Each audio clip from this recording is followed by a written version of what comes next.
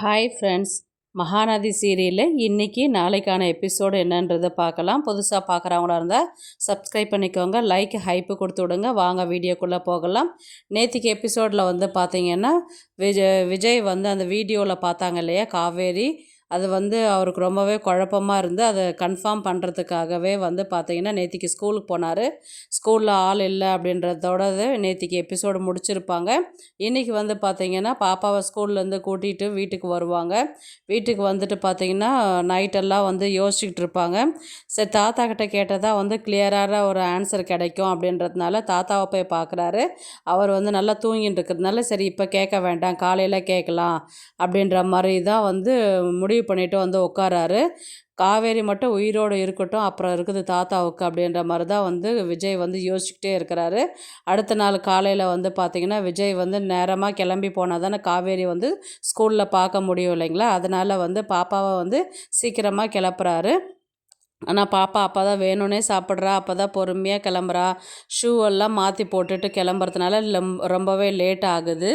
உடனே விஜயோடைய தாத்தா, என்ன காலில் சுடு தண்ணி ஊற்றுற மாதிரி இவ்வளோ ஃபாஸ்ட்டாக இருக்கிறா, அவள் சாப்பிட்றதே பெரிய விஷயம், ஏதோ இட்லி கேட்டு மறுபடியும் சாப்பிட்றான்னா எவ்வளோ பெரிய விஷயம், ஏன் அவசரப்படுற, 8:30 மணிக்கு தானே கிளம்புவேன், 8 மணி தானே ஆகுது, ஏன் அவசரப்படுற அப்படின்ற மாதிரி தான் வந்து விஜயுடைய தாத்தா வந்து கேட்பார். உடனே ராதா சொல்லுவாங்க, அவன் தான் டைம் ஆயிடுச்சுன்னு சொன்னான் இல்லைப்பா, அதனால தான் சொல்லின்னு இருக்கிறான் அப்படின்ற மாதிரி தான் வந்து ராதா சொல்லுவாங்க. உடனே அங்கேருந்து வேக வேகமாக கிளம்பி ஸ்கூலுக்கு போவாங்க. ஸ்கூலில் போயிட்டு உடனே பார்த்தீங்கன்னா செக்யூரிட்டி உள்ளே விட மாட்டார். நேற்றுக்கு தான் நான் சொன்னேன் இல்லைங்களா டீச்சரை பார்க்கணும் அப்படின்னு, அப்படிங்களா சரி உள்ளே போங்க அப்படின்ற மாதிரி தான் வந்து நேராக கிளாஸ் ரூமுக்கு போகிறாங்க. கிளாஸ் ரூமில் பார்த்தீங்கன்னா இன்றைக்கி காவேரி யமுனாக்கு அடிப்பட்டதுனால அவங்க இன்றைக்கி லீவ் போட்டிருப்பாங்க இல்லையா, அதனால் டீச்சர் வந்திருக்க மாட்டாங்க, வேறு ஒரு டீச்சர் தான் இருப்பாங்க. பாப்பா என்ன சொல்லுவான், இவங்க எங்கள் டீச்சர் ஒன்றும் வரல போலப்பா அப்படின்ற மாதிரி தான் வந்து சொல்லுவாங்க. அதுக்கப்புறம் பாப்பா உள்ளார அனுப்பி விட்டுட்டு இவங்க எப்பயும் போல் நீ லேட்டா போய் உட்கார அப்படின்ற மாதிரி வந்து வேறு டீச்சர் வந்து பாப்பா வந்து உட்கார வைப்பாங்க. இவங்க நேராக பிரின்ஸிபாலை தான் பார்க்க போவார் விஜய். மேம், இந்த மாதிரி வந்து பாப்பா நேத்திக்கு கீழே விழுந்துட்டா இல்லையா, ரொம்ப கேர் எடுத்து பார்த்துக்கிட்டாங்க, அந்த டீச்சருக்கு ஒரு தேங்க்ஸ் சொல்லலான்னு சொல்லிட்டு வந்தேன், இன்றைக்கி லீவுன்னு சொல்லிட்டு சொன்னாங்க, அவங்க காண்டாக்ட் நம்பர் இருந்தால் கொடுத்து விடுங்க, நாங்கள் பேசுகிறோம், இல்லை வீட்டு அட்ரஸ் எதனா கொடுத்து விடுங்க, நாங்கள் போய் பார்த்து அதை ஒரு தேங்க்ஸ் சொல்லிட்டு போகிறேன், அதுக்காக தான் கேட்டேன் அப்படின்ற மாதிரி தான் வந்து விஜய் வந்து சொல்வார். உடனே வந்து பிரின்ஸிபல் என்ன சொல்லுவாங்க, ஸ்டாஃபோடைய காண்டாக்ட் டீட்டெயில்ஸ்லாம் நாங்கள் கொடுக்க மாட்டோம், நீங்கள் இவ்வளோ ரெக்வஸ்ட் பண்ணி கேட்குறதுனால கொடுக்குறேன் அப்படின்ற மாதிரி வந்து வீட்டு அட்ரஸை வந்து கொடுத்து விடுவாங்க. நேராக வீட்டுக்கு போவாங்க. வீட்டில் வந்து லாக் பண்ணியிருக்கோம். ஆப்போசிட்டில் ஒரு லேடி வருவாங்க. அவங்கக்கிட்ட கேட்பாங்க, இந்த வீட்டில் இருந்தவங்க எங்கேங்க அப்படின்ற மாதிரி தான் வந்து கேட்பார். அவங்க ஏதோ நைட்டு கிளம்பி ஊருக்கு போனாங்கப்பா, நாளைக்கு வருவாங்கன்ட்டு பக்கத்து வீட்டில் சொல்லிட்டு போனாங்க, நீங்கள் வேணால் அவங்க வீட்டில் கேட்டு பாருங்கள் அப்படின்ற மாதிரி சொல்லுவாங்க. சரி, அவங்க இருக்கட்டும், நான் இந்த ஃபோனில் காமிக்கிறேன், இவங்க தான் இங்கே இருக்கிறாங்களா அப்படின்ற மாதிரி சொல்லுங்கள் அப்படின்ற மாதிரி காவேரி ஃபோட்டோ காமிப்பாங்க. ஆமாம்ப்பா, இந்த பொண்ணு தான் இந்த வீட்டில் இருக்குது, அவங்களும் அவங்க அம்மாவும் இருக்கிறாங்க அப்படின்ற மாதிரி சொன்ன உடனே விஜய்க்கு ரொம்பவே ஹாப்பி ஆகிடும். உடனே கிளம்பி நேராக வீட்டுக்கு தான் போவார். அடுத்தது பார்த்திங்கன்னா யமுனா தான் வந்து அடிபட்டிருப்பாங்க, மாத்திரை சாப்பிட்டுன்னு இருப்பாங்க. சாரதாவும் காவேரி வீட்டு உள்ளார போயிட்டு யமுனாவை பார்ப்பாங்க. என்னாச்சு யமுனா, லைட்டான அடி அப்படின்னு சொல்லிட்டு சொன்னேன், இப்போ இந்த அளவுக்கு அடிபட்டிருக்குது, எங்ககிட்ட ஃபோனில் ஒன்றுமே சொல்லவே இல்லை, ரொம்ப சிம்பிளாக தான் அடிபட்டுச்சு அப்படின்ற மாதிரி தானே சொன்னேன், இங்கே வந்து பார்த்தா இவ்வளோ பெரிய அடியாக இருக்குது, எதுக்குடி போய் சொன்னேன் அப்படின்ற மாதிரி தான் வந்து சாரதா வந்து இவங்களை யமுனாவை பார்த்து கேட்குறாங்க. அதெல்லாம் ஒன்றும் இல்லைம்மா, சின்ன விஷயந்தான், இதுக்கு எதுக்குமா அங்கேருந்து கிளம்பி 2 பேர் வந்தீங்க அப்படின்ற மாதிரி தான் வந்து யமுனா வந்து கேட்பாங்க. உடனே காவேரி என்ன சொல்லுவாங்கன்னா, அடிபட்டு இருக்கு இல்லையா, என்னாச்சும் ஏதாச்சும் ஒரு எட்டு வந்து பார்த்துட்டு போனால் அவங்களும் நிம்மதியாக இருப்பாங்க இல்லையா, அதனால தான் நாங்கள் கிளம்பி வந்தோம் அப்படின்ற மாதிரி தான் வந்து சொல்லுவாங்க. உடனே நிவின் என்ன சொல்லுவார், நான் பார்த்துக்க மாட்டேன் அத்தை, எதுக்கு நீங்கள் வந்தீங்க, நீங்கள் பார்த்துப்பீங்க மாப்பிள்ள, இருந்தாலும் நான் பெத்தவ இல்லையா, ஒரு முறை வந்து பார்த்துட்டு போயிட்டா எனக்கு பிரச்சனை இருக்காது அப்படின்ற மாதிரி தான் வந்து அவங்க சொல்லுவாங்க. சரி உட்காருங்க, நான் போய் டீ போட்டு வரேன் அப்படின்வாங்க. உடனே காவேரி, நான் போட்டு வரேன், நீங்கள் பேசிட்டுருங்கன்னு சொல்லிட்டு இவங்க உள்ளார போவாங்க.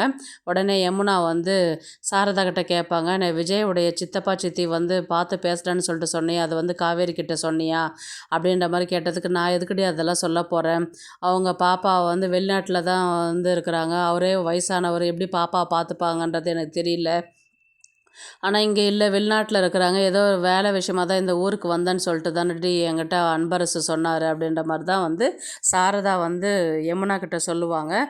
சரி, பொண்ணு பார்க்குற விஷயம் என்னாச்சுன்னா, வந்தால் எதுவும் பிடிக்கல அப்படின்னு சொல்லிட்டு சொன்னானே, சரி நீ எதுவும் அவகிட்ட பேசிக்காத அப்படின்ற மாதிரி வந்து சொல்லுவாங்க.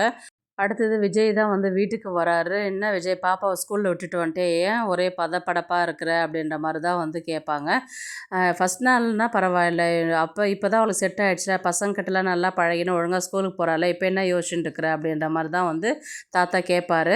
விஜய் வந்து என்ன சொல்லுவார்னா, "நான் உங்ககிட்ட ஒன்று கேட்பேன், நீங்கள் உண்மையை சொல்லுவீங்களா?" அப்படின்ற மாதிரி தான் வந்து அவர் விஜய் கேட்பார். அதுக்கு தாத்தா சொல்லுவார்னா, "எனக்கு தெரிஞ்ச உண்மையை சொல்ல போகிறேன், சொல்லு, நீ கேளு, நான் சொல்கிறேன்" அப்படின்ற மாதிரி தான் அவர் வந்து சொல்லுவார். விஜய் கேட்பாங்க, காவேரி உயிரோடு இருக்கிறாளா இல்லையா அப்படின்ற மாதிரி தான் வந்து கேட்பாங்க. அப்படியே இன்றைக்கான எபிசோடை வந்து முடிப்பாங்க. உடனே அன்பரசு வந்து என்ன சொல்லுவார்னா, "அவள் தான் செத்து போயிட்டாளப்பா, இப்போ எதுக்கு திருப்பி விஜய் கேட்குற?" அப்படின்ற மாதிரி தான் வந்து அன்பரசு கேட்பார். "என்ன செத்து போயிட்டாளா? எத்தனை நாளைக்கு இதே போய் சொல்லுவீங்க?" அப்படின்ற மாதிரி தான் வந்து கேட்பாங்க. செத்து போனவன் தானேப்பா சொல்ல முடியும் அப்படின்ற மாதிரி தான் வந்து விஜய்கிட்ட வந்து அன்பரசு சொல்லுவார். அப்போ இதுக்கு என்ன அர்த்தம் அப்படின்ற மாதிரி தான் வந்து ஃபோனில் வீடியோ காமிப்பாங்க. அதுக்கு எல்லாருமே அப்படியே ஷாக்காகி நிற்பாங்க. தாத்தா, நான் உங்ககிட்ட தான் கேட்குறேன், நீங்கள் எனக்கு பதில் சொல்லுங்கள், எனக்கு அவங்க சொல்கிறது முக்கியம் கிடையாது, நீங்கள் உண்மையை சொல்வீங்கன்னு நான் எதிர்பார்க்குறேன் அப்படின்ற மாதிரி தான் வந்து விஜய் வந்து தாத்தாவுக்கிட்ட கேட்பார். உடனே தாத்தா வந்து என்ன சொல்லுவாருன்னா, கொஞ்ச நேரம் அமைதியாகவே அப்படியே உடஞ்சி போய் உட்காருவார். இவங்க விஜய் என்ன சொல்லுவாருன்னா, பாப்பா கிளாஸில் பாப்பாவுக்கு டீச்சராகவே காவேரி இருக்கிறா அப்படின்ற மாதிரி தான் வந்து விஜய் வந்து சொல்லுவான். அப்போ தான் வந்து தாத்தா என்ன சொல்லுவார்னா, காவேரி உயிரோடு தான் இருக்கிறா அப்படின்ற மாதிரி தான் வந்து சொல்லும்போது வந்து பார்த்திங்கன்னா, விஜய்க்கு வந்து ரொம்பவே ஷாக்கிங்காக இருக்கும். அப்படியே ஒரு சடனாக அப்படியே அமைதியாகவே ஆகிடுவார். "என்ன தாத்தா சொல்கிறீங்க, உயிரோடு இருக்கிறவளை எதுக்கு செத்துட்டேன்னு சொல்லிட்டு சொன்னீங்க?" அப்படின்ற மாதிரி தான் வந்து கேட்கும்பொழுது நடந்த விஷயத்தை அத்தனையுமே சொல்லுவாங்க. "அடிபட்டதில் உனக்கு இது மாதிரி சீரியஸ் ஆச்சு, இங்கேருந்து அங்கே மாற்றணும், அதுக்கப்புறம் அவள் வந்து பழசை மறந்துட்டேன்னு சொல்லிட்டு டாக்டர் சொன்னாங்க, இப்போ எதுவும் அவளுக்கு ஞாபகப்படுத்த வேண்டாம்" அப்படின்றது நடந்த விஷயத்தை அத்தனையுமே வந்து கிளியராகவே சொல்லுவாங்க. உடனே வந்து பார்த்திங்கன்னா, "அட்லீஸ்ட் நீங்கள் உயிரோடு இருக்கிறவளை என்கிட்ட சொல்லியிருந்தாவது நான் அவளுக்கு ட்ரீட்மெண்ட் பண்ணியிருப்பேனே, எவ்வளோ வெளிநாட்டுக்கெலாம் கூட்டின்னு போய் நான் அவளை ட்ரீட்மெண்ட் பண்ணியிருப்பேன், நான் அவளை பார்த்துருப்பேன், நான் குழந்தைய வச்சு அவளுக்கு பழசெல்லாம் ஞாபகம் வர வச்சுருப்பேனே நான். எதுக்கு தாத்தா என்னை வந்து இப்படி அவள் இறந்துட்டான்னு சொல்லிவிட்டு என் வாழ்க்கையும் நாசம் பண்ணிட்டீங்க, பாப்பாவுக்கும் குழந்த அம்மா இல்லாத பண்ணிட்டீங்க" அப்படின்ற மாதிரி தான் வந்து விஜய் வந்து கேட்பார். உடனே இவர் தாத்தா என்ன சொல்வார்னா, "என்னைக்கு காவேரி பார்த்தியா, அன்னையிலேருந்து பிரச்சனை தான், அன்னிலேருந்து நீ நிம்மதியாக இருக்கிறியா சொல்லு பார்ப்போம். இன்னொன்று பார்த்தோன்னா, பாட்டி வந்து எடுத்த முடிவு எங்களுக்கு அதுக்கு நாங்கள் சம்மதிச்சோம், அதனால தான் இன்றைக்கி இந்த நிலமை. அவள் பண்ணதுனால என்னவோ தெரியல, அவள் சீக்கிரமாக போய் சேர்ந்துட்டா, உங்களை பிரித்த பாவமா என்னவோ" அப்படின்ற மாதிரி தான் வந்து தாத்தா வந்து பதில் சொல்லுவாங்க. "அப்பா சொல்கிறதுல என்ன விஜய் தப்பாக இருக்குது சொல்லு பார்ப்போம். என்னைக்கு காவேரியை பார்த்தியோ அன்னையிலேருந்து உன் வாழ்க்கையே நிம்மதி இல்லாத இருக்குது. பசுபதி ஒரு இடத்துல பிரச்சனை பண்ணிட்டு இருக்கிறான். அது வந்து ஆக்சிடெண்ட் இல்லை, திட்டமிட்டதுன்றது அன்றைக்கே வந்து போலீஸ் வந்து இன்ஃபார்ம் பண்ணிட்டு போனாங்க. இதெல்லாம் பிரச்சனை மேலே பிரச்சனையே ஆகக்கூடாதுன்றதுனால தான் சொன்னாங்க, இனி வந்து காவேரி லைஃப்லேருந்து விஜய்க்கு தூரமாக இருந்தால் தான் விஜய் லைஃப் நல்லா இருக்கும். அதுக்கேற்ற மாதிரி காவேரிக்கும் வந்து பழச மறந்து போயிட்டா, இதை நாங்கள் சாதகமாக எடுத்துக்கிட்டோம். இதனால் என்ன பிரச்சனை இருக்குது சொல்லு பார்ப்போம். அவளை என்னைக்கு பார்த்தியோ அன்னிலேருந்து பிரச்சனை தானே, நிம்மதியாகவே இல்லைல்ல, அதனால தான் நாங்கள் இந்த முடிவுக்கு வந்தோம் அப்படின்ற மாதிரி அன்பரசும் ராதாவும் சொல்லுவாங்க.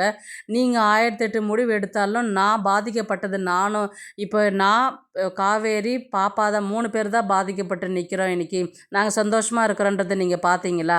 அவள் பழச மறந்துட்டு இருந்தாலும் நான் அவளை வந்து ஞாபகப்படுத்துறதுக்கு நான் வந்து ஏதாவது ட்ரை பண்ணியிருப்பேன், இல்லை வெளியில் ஹாஸ்பிட்டலுக்கு கூட்டிகிட்டு போயிருப்பேன். நீங்கள் ஏன் எதையுமே யோசிக்காத போவே, அட்லீஸ்ட் என்னை விடுங்க, அட்லீஸ்ட் குழந்தைய பற்றியாவது நீங்கள் யோசிச்சிங்களா அப்படின்னு சொன்னதுக்கு அன்பரசு நான் சொன்ன, குழந்தைய பற்றி யோசிச்சதுனால தான் அவங்க குடும்ப சவகாசமே வேணான்றதுனால தான் நம்ம தனியாக வந்து இருக்கிறோம், இன்றைக்கி வரலையும் எந்த பிரச்சனையும் இல்லாத இருக்கிறோம் அப்படின்ற மாதிரி தான் வந்து நாளைக்கான எபிசோட வந்து முடிப்பாங்க.